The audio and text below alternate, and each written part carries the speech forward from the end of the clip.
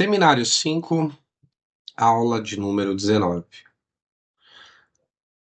Bom, se você caiu aqui, sobre o que a gente está falando?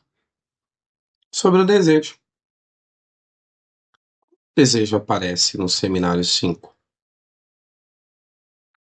Bom, a aula de número 19 é uma continuidade da aula 18. Ou seja, eu comecei a falar sobre o desejo na aula 18. Então, essa aula é uma sequência da aula 18. Logo, nós temos um raciocínio que está sendo construído, e a aula 19 é a continuidade desse raciocínio. Eu peguei alguns discursos, alguns enunciados, coloquei eles aqui com as minhas palavras. Não é uma transcrição do que o Lacan fala no seminário, mas é uma escrita minha sobre o que o Lacan discursou ou enunciou nesse seminário. Bom, procurei fazer uma transcrição com as minhas palavras, de forma muito semelhante ao que ele fala, mas com a minha organização, tá? Bom, o desejo pode ser definido como um deslocamento essencial. O desejo pode ser definido por um deslocamento longe da direção da sua necessidade. Bom, então a necessidade tem uma direção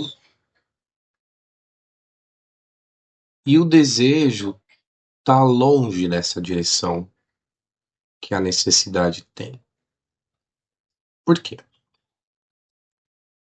Porque o desejo, ele segue um deslocamento.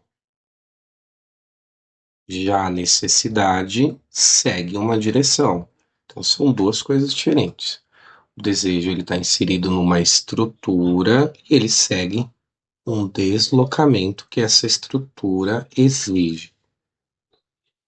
Então, percebe que desejo e necessidade são duas coisas diferentes, né? Por isso que o deslocamento, o desejo, ele está longe da direção que a necessidade vai. Deu para entender, né?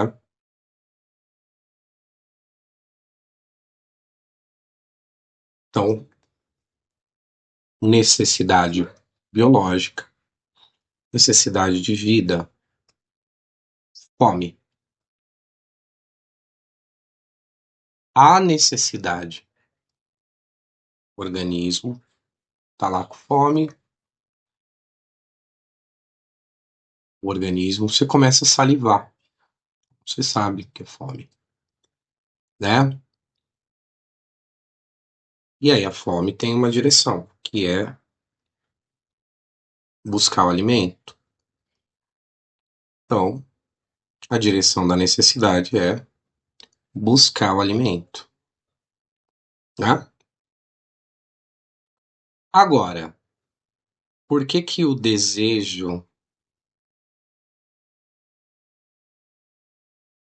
tá longe da direção da necessidade da comida, por exemplo, né?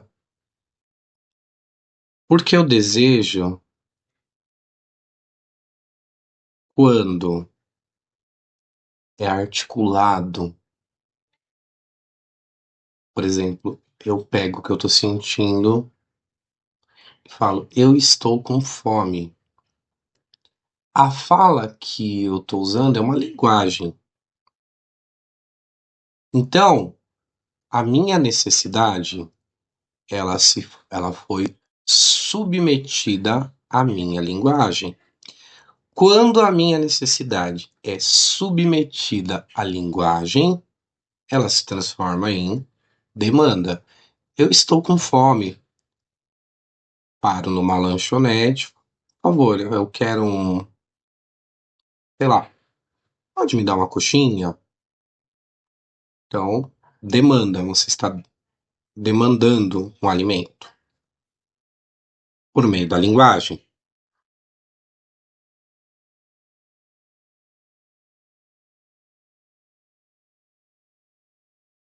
certo? Então, isso é diferente de desejo, né? Isso é a sua necessidade básica, vital. Quando submetida à linguagem, ela se transforma em uma demanda. E o desejo está longe disso. O desejo é outra coisa. O desejo, ele é preservado por causa da sua forma simbólica. O desejo é uma marca secreta que não se apaga e não se desgasta. Hum, o desejo, ele é preservado. O desejo é uma marca secreta e é uma marca que não se apaga e não se desgasta. É usar uma metáfora aqui, uma tatuagem. Quer dizer que essa tatuagem ela nunca se desgasta e ela não se apaga? Se é uma tatuagem, onde que tá essa tatuagem? Bom, primeiro, por que que o desejo ele não se apaga e ele não se desgasta? É uma marca secreta que não se apaga e não se desgasta. Secreta por quê? Secreta é a ideia de algo que a gente não vê, né? Tá escondido. Porque não é real. O desejo não é uma coisa real. E quando eu falo real, eu digo assim, não é uma coisa física. Uma coisa física se desgasta. Um, um pneu de um carro é uma coisa física. É uma marca. Se o pneu fosse uma marca, né? Ele se desgasta fisicamente. Ou ele se desgasta porque ele é uma marca física. O desejo é uma marca secreta porque ele não é um objeto físico. Se ele não é um objeto físico, mas ele continua sendo uma marca, então ele não pode ser desgastado, porque ele não é um objeto físico. Ele existe, mas não é físico. Por não ser físico, ele não se desgasta com o tempo. Então, se ele não se desgasta, ele não pode ser apagado. Então, a ideia de desejo como marca secreta é isso. Marca que é invisível, mas existe. É invisível para nós, a gente vê o desejo. Vamos lá. O desejo, ele. Por que que ele se torna nessa marca que não é apagável, que não é desgastada? Porque o desejo, ele é simbolizado. Quando eu falo que o desejo ele é simbolizado, quer dizer que o desejo ele tem uma forma simbólica. Tá, o que é simbólico? Pensa numa palavra, pensa numa imagem, pensa num símbolo. Então, existe uma estrutura que carrega essa forma simbólica do desejo,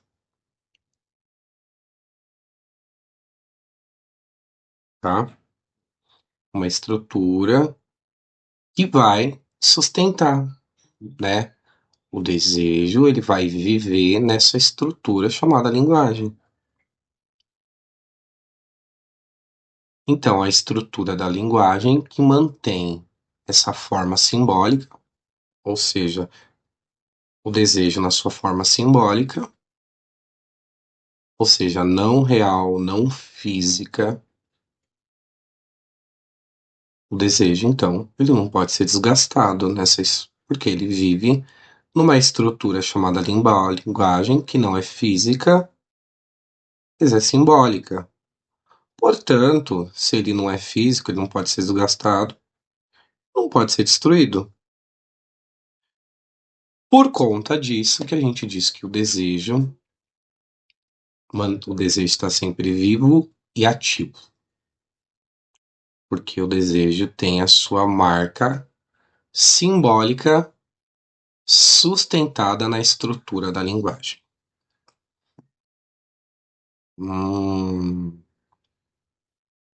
Tá. Então, o desejo não é uma necessidade, né? Física.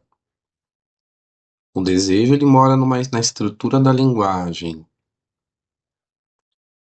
O desejo tem uma forma simbólica na estrutura da linguagem. A forma simbólica pode ser palavras, pode ser, por exemplo, imagens, símbolos. Então, o desejo. Você fala de refeição da para semente? Então, ele é sustentado por essa estrutura da linguagem. Bom, o desejo como o desejo do outro. Qual que é a ideia quando fala que o desejo é o desejo do outro? É a ideia. Opa, desejo é o desejo do outro. O desejo como o desejo do outro. Bom, se eu tô falando que o desejo ele vive numa estrutura linguística, essa estrutura linguística ela existe antes de nós nascermos, o que vale para João vale para Maria. Não é só para mim, para o outro também. Então, desejo é o desejo do outro. Então, esse é um primeiro aspecto. A ideia do desejo do outro também é a ideia do que ele quer alguma coisa que está sempre na esfera do desejo de outra pessoa. Bom, essa parte aqui eu vou deixar para explicar um pouquinho mais para frente, quando a gente tiver mais elementos para explicar isso.